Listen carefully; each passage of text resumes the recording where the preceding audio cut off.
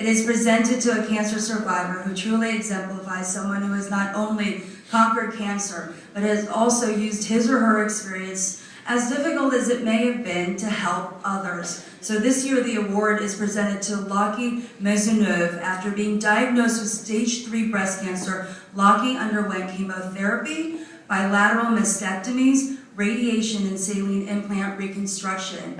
She found that firsthand the importance of exercise for both physical rehabilitation as well as for emotional well-being. To support and empower other people during and after their cancer treatment, she founded Moving On, a rehabilitative exercise program. In 2009, Lockie has conducted Moving On in hospitals, community centers, and health clubs throughout the state of New Jersey, and also lectures on the importance of exercise for cancer patients and cancer survivors. So ladies and gentlemen, another big round of applause for Ms. Lockie Maisonneuve.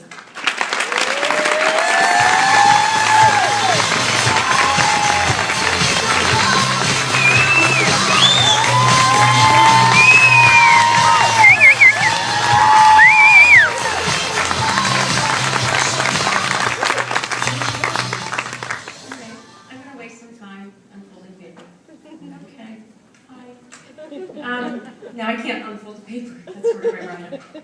Okay.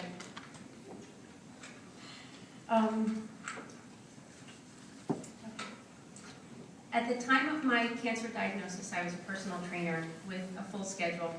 My husband and I were raising our son Jack, who was 7 at the time, and our daughter Lara, who was 3. We were suddenly faced with mastectomies, chemotherapy, radiation, and reconstructive surgeries.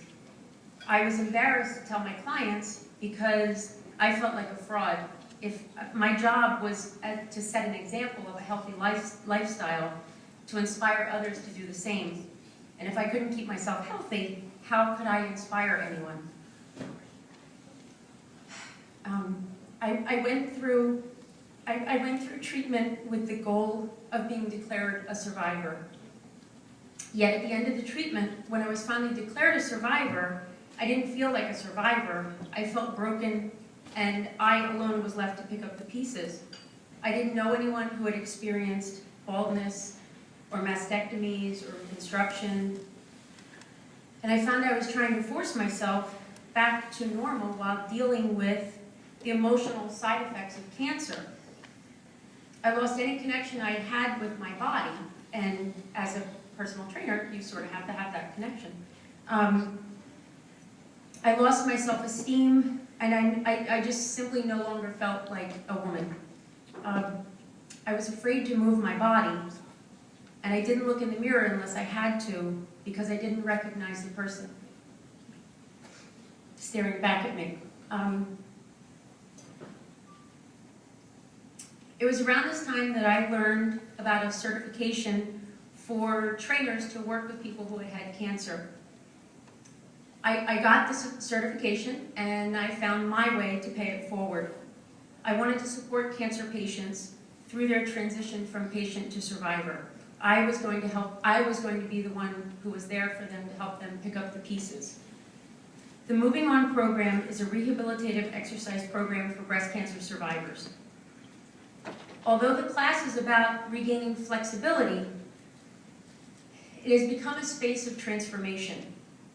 While we're realigning our posture and regaining our flexibility, we're sharing and supporting one another to find our way in a post-treatment world. We are no longer alone. Through watching each other find their way, we find our own way. And I'm proud to say that I created a space that allowed women to cry and laugh and stretch and no longer feel broken. I'm uncomfortable when people refer to me as an inspiration because I'm only passing along what I received from so many people. And in full disclosure, I work with cancer survivors for purely selfish reasons. I get to witness the moment when they discover that they're no longer broken. And it's hard to describe that moment, but I see it in their eyes and in the way their body sort of shifts. Got to keep it together. There's a lot of people here. Okay, hold on. I got to they keep it together. It's just in the way their body shifts, and I see their body sort of exhale. And in that moment, I know that I contributed to them no longer feeling broken. And it is my privilege to have contributed in some small way for that moment to happen. And it delights me every time I see it. Tonight, I have the opportunity to acknowledge the people who have taught me what it means to be inspirational. These people have healed me, they've supported me, and they've loved me no matter what. My medical team at Overlook Medical Center, where I was treated. Dr. Gearin, who on our first meeting took the notebook out of my hand and said, how about if I take notes so that you remember what I'm actually saying? Dr. Schwartz, my radiologist, who promised me that if I did everything he instructed me to do, I would not get any radiation burns, and I didn't. Dr. Gardner, who is my love, who he did more than reconstruct my breast. I can't see you because it's completely bright up here, but if you're out there, he did more than reconstruct my breast. He gave me back my femininity. And Dr. Addis, who provided the words that would carry me through my treatment, she said, this is going to be a rough 18 months, but 5 years from now, this is going to be an ugly bump in the road and you'll be healthy. And she was right. Dr. Michael Addis, who put my port in, who just made me laugh through the entire process. The nurse who helped me into my gown because I couldn't stop crying before my mastectomy, she hugged me and she said, I'm a 19-year survivor and you will be too. And I believed her. Donna Delicio, whose door is always open to me when I have an idea for a class or presentation. Sandy Wrigley and everyone at the Carol G. Simon Cancer Center, whose lives are dedicated to supporting cancer patients and survivors. And my friend Melissa, who is also my publicist. She would kill me if I didn't say that. Melissa has had too much cancer in her life, losing 3 family members to cancer in 18 months. She understands better than anyone I know how precious life is, and she doesn't take it for granted for 1 minute. My friend Diana,